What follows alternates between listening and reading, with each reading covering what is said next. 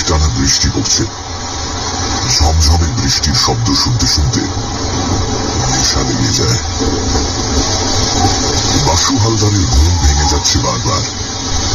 একটা অস্বস্তি হচ্ছে কিরকম। দরজার বাইরে দুটো কুকুর এসে গুটি সুটি হয়ে শুয়ে কুই কুই শব্দ করছে। বাসু হালদার চেঁচিয়ে উঠল, যদিও সে ভালো করে জানে কুকুর দুটো এই সামান্য ধমক শুনে মোটেই যাবে না। এই বৃষ্টির মধ্যে যাবেই বা কোথায়? বাসু হালদার জানলা দিয়ে আকাশের দিকে তাকালো একবার। বৃষ্টি থামবার কোনো লক্ষণ নেই। আজ আর কেউ আসবে না মনে হয়। বাসু হালদার আজ সন্ধ্যের মুখেই বাড়ি চলে যাবে ভেবেছিল। সেই সময় মুখিয়া ডোমটা এক ছিলিম গাঁজা সেজে এনে বলেছিল, একটু পেশাজ করে দেবেন নাকি বড়বাবু? মুখিয়ার মুখে বড়বাবু ডাকটা বড় মধুর লাগে। এই দুনিয়ায় বাসু হালদারকে খাতির করে না কেউই, শুধু মুখিয়াই তাকে ওই নামে ডাকে। মুখিয়াটাও যেন কোথায় চলে গেছে। এই সময় আরেক ছিলিম গাঁজা পেলে মন্দ হতো না। বাসু হালদার এই মফস্বল শহরের ঘাটবাবু। তার কাজ হচ্ছে কেউ মরা নিয়ে এলে সার্টিফিকেট আছে কিনা দেখে নেওয়া আর মিউনিসিপ্যালিটির 2 টাকা ফি আদায় করা। একটা পার ল্যাংড়া, জীবনে আর কোনো চাকরি জুটত না। অনেক বছর আগে রসরাজ গুহ যখন এখানকার চেয়ারম্যান ছিলেন, তখন তিনি দয়া করে বাসুকে এই কাজটা জোগাড় করে দিয়েছিলেন। সেই থেকে বাসু হালদারকে সারা দিন রাত শ্মশান ঘরের ছোট্ট অফিস ঘরটাতেই পড়ে থাকতে হয়। একটা পেট চলে যায়। এরকম বৃষ্টি বাদলার দিনে বাসু হালদার বাড়ি চলে গেলে কোনো ক্ষতি ছিল না। কেউ এলেও তাকে বাড়ি থেকে ডেকে আনত নিজের গরজে। কিন্তু মিউনিসিপ্যালিটির বর্তমান চেয়ারম্যান পঞ্চানন দাস সরকারের মায়ের এখন তখন অবস্থা, যে কোনো সময় টেসে যেতে পারে। ওরা বাড়ির মরাকে বাসি করে না। যদি এই মাঝরাত্রিরেও এসে হাজির হয়, আর তখন যদি বাসু হালদারকে না পায়। বাসু হালদার একটা বিড়ি ধরালো। চেয়ার টেবিলে বসে ঘুমোলে দোষ নেই, কিন্তু ঘুম যে আসছে না। বৃষ্টির শব্দের সঙ্গে সঙ্গে মাঝে মাঝে কুকুরের ডাক। যদি মুখিয়াটাও থাকতো এ সময়। হঠাৎ অস্পষ্টভাবে মানুষজনের আওয়াজ শোনা গেল। বলহরি হরি বলি হাঁক দিচ্ছে। তাহলে কি চেয়ারম্যান সাহেবের মা গত হলেন? আহা, কি মাতৃভক্তি চেয়ারম্যান সাহেবের! এই বৃষ্টির মধ্যেও পোড়াতে আনতে ভুলেনি। চিতা জ্বলবে কি করে সে খেয়াল নেই। যাই হোক, ওরা বড় লোক, বেশ খরচা টরচা করবে মনে হয়। বাসু হালদারের কি আর কিছু জুটবে? বাসু হালদার ঘর থেকে বেরোবার আগেই কয়েকজন লোক একটা মরার খাটিয়া ঘাড়ে করে তার ঘর ছাড়িয়ে এগিয়ে গেল চুল্লির দিকে। বাসু হালদার বুঝল, এ তো চেয়ারম্যান সাহেবের মা নয়। তাহলে সঙ্গে অনেক লোক থাকতো, অনেক চেঁচামেচি, অনেক ধুমধাম। তাহলে আর ব্যস্ততা দেখে কি হবে? সে নিজের টেবিলে গ্যাঁট হয়ে বসে থাকবে। আসুক না, ওরাই আসুক। ঘাটবাবুর অফিসে আর কোনো কর্মচারী না থাকলেও সেই তো বড়বাবু। বেশ কিছু সময় কেটে গেল, কিন্তু ওরা কেউ এলো না। আর কোনো সাড়া শব্দও পাওয়া গেল না। কৌতূহলে বাসু হালদার বেরিয়ে এলো। বৃষ্টি অকস্মাৎ ধরে এসেছে। আকাশে গুঁড়ি গুঁড়ি করে পড়ছে, তবে আর বেশিক্ষণ চলবে না বোঝা যায়। কয়েকজন লোক মরার খাটটা এক পাশে নামিয়ে রেখে নিজেরাই কাঠ সাজাতে শুরু করেছে। বাসু হালদার কাছে এসে দাঁড়িয়ে বলল, কি ব্যাপার? লোকগুলো একটু চমকে উঠল। তাদের মধ্যে একজন এগিয়ে এসে বলল, ডোম টোম কাউকে দেখছি না, তাই আমরা নিজেরাই ব্যবস্থা করে নিচ্ছি। বাসু হালদার ভুরু কুঁচকে বলল, ব্যবস্থা করে নিচ্ছেন মানে? মরা রেজিস্ট্রি করতে হবে না?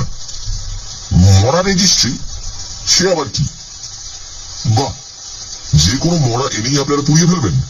এ কি বেওয়ারিশ কারবার নাকি? লোকটি এক মুহূর্ত চিন্তা করে বলল, ঠিক আছে, রেজিস্ট্রি করে নিন। ক টাকা লাগবে? লোকটি জামার পকেট থেকে ফস করে দুখানা 10 টাকার নোট বার করে দিল। অন্য লোকগুলো চুপচাপ দাঁড়িয়ে। বাসু হালদার সবার দিকে একবার চোখ বুলল। কেউই তার চেনা নয়। এরকম ছোট শহরে এতগুলো অচেনা লোক।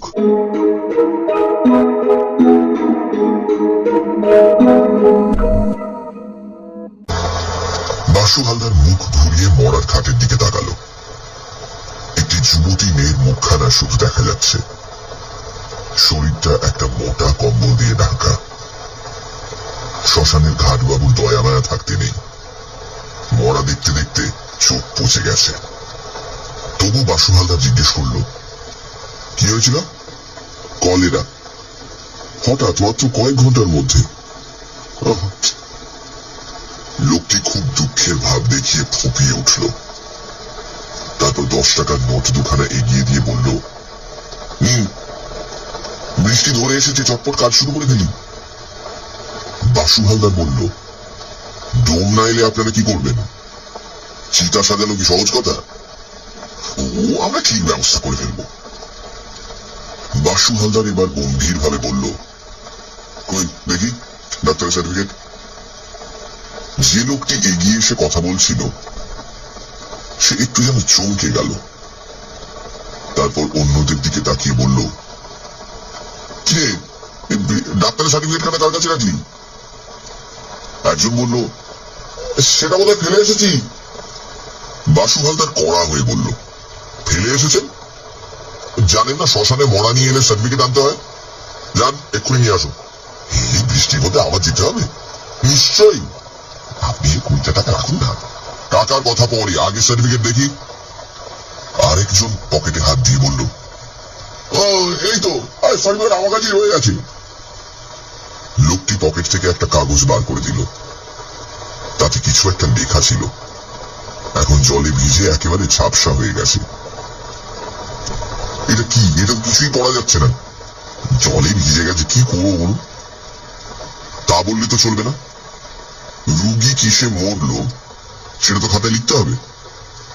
বললাম তো কলেরায়। আপনার মুখের কথাই তো হবে না, ডাক্তারের লেখা চাই। লোকটি এবার এগিয়ে এসে বাসু হালদারের হাতে নোট দুখানা গুঁজে দিয়ে বলল, কেন আর ঝামেলা করবেন? খাতায় যা হোক একটা কিছু লিখে দিন না। বাসু হালদার হাত সরিয়ে নিয়ে বলল, ওসব চলবে না। বাসু হালদারের মানে লেগেছে। সে এই ঘাটের বড় বাবু। তার একটা মাত্র পেট, সে টাকা পয়সা পরোয়া করে না। তাকে ঘুষ দিতে আসা। বাসু হালদার নিচু হয়ে মরার গা থেকে কম্বলখানা এক টানে তুলে ফেলল। তারপরই একটা আর্ত চিৎকার করে ফেলল সে।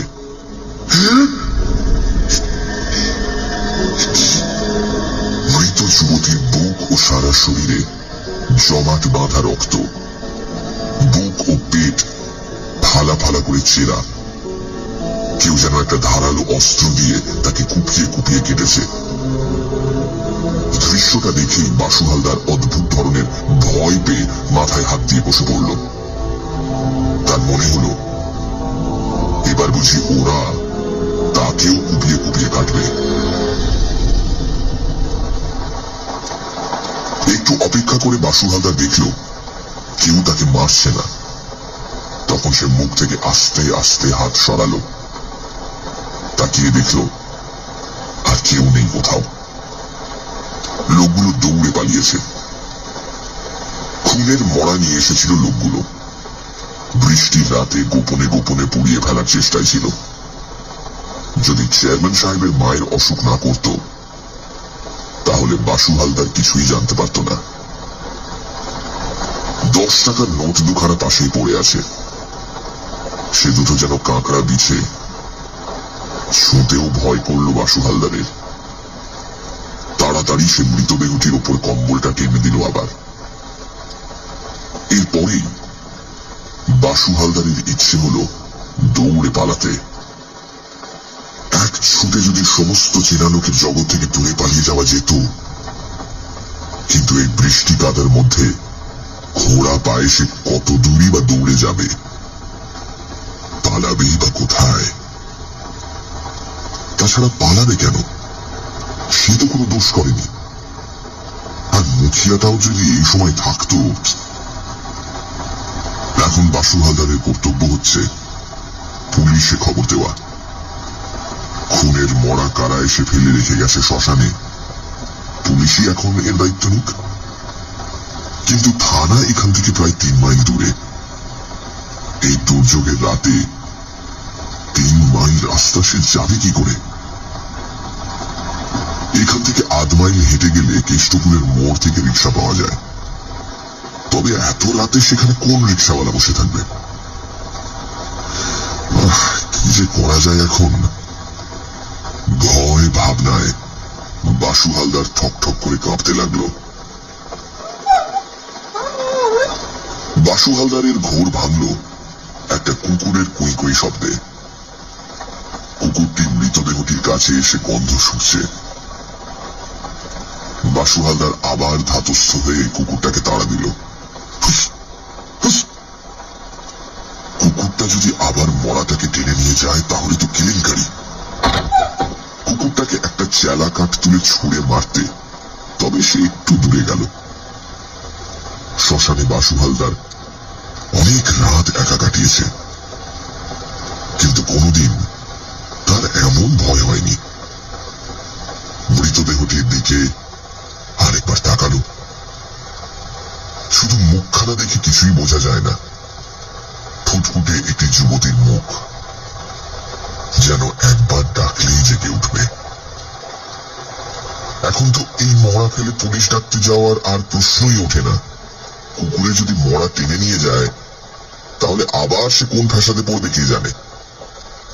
যে লোকগুলো মৃতদেহটি এনেছিল তারা সবাই অচেনা। বাসু হালদার পুলিশকে তাদের হদিশ কিছুই দিতে পারবে না। অন্য কোনো জায়গা থেকে তারা এই খুনের মরা নিয়ে এসেছে। বাসু হালদার আর দাঁড়াতে পারছে না। আস্তে আস্তে বসে পড়ল মরাটার খাটিয়ার পাশে। আবার চুপ চুপ করে বৃষ্টি পড়তে শুরু করেছে।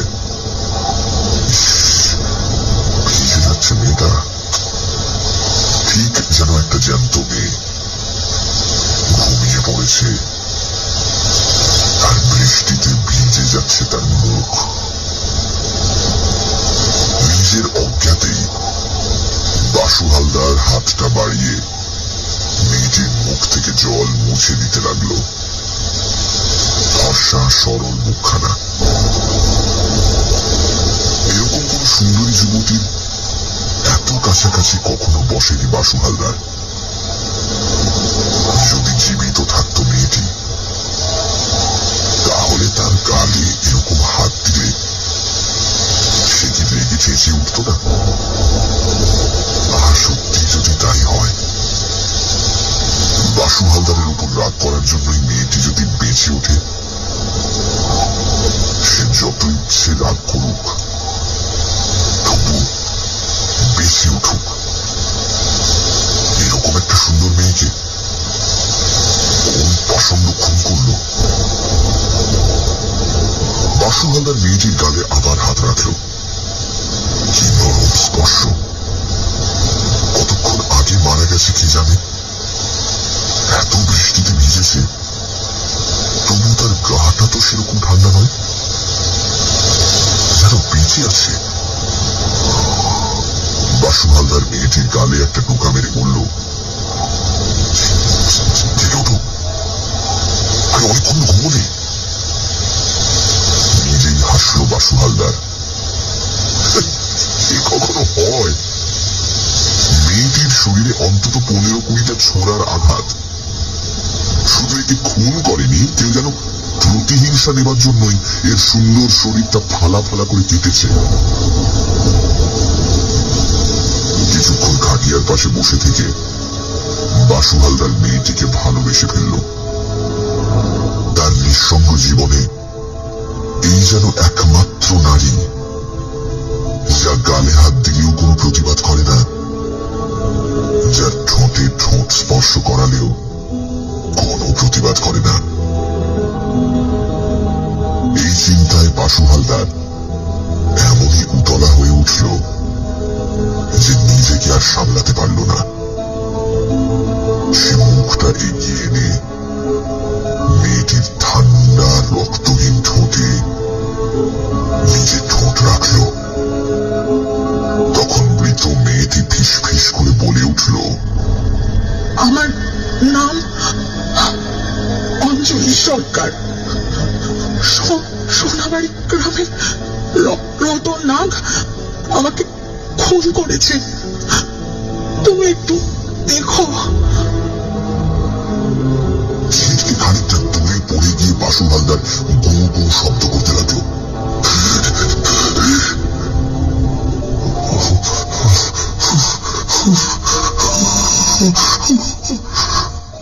অজ্ঞান হয়ে গেল অবিলম্বেই।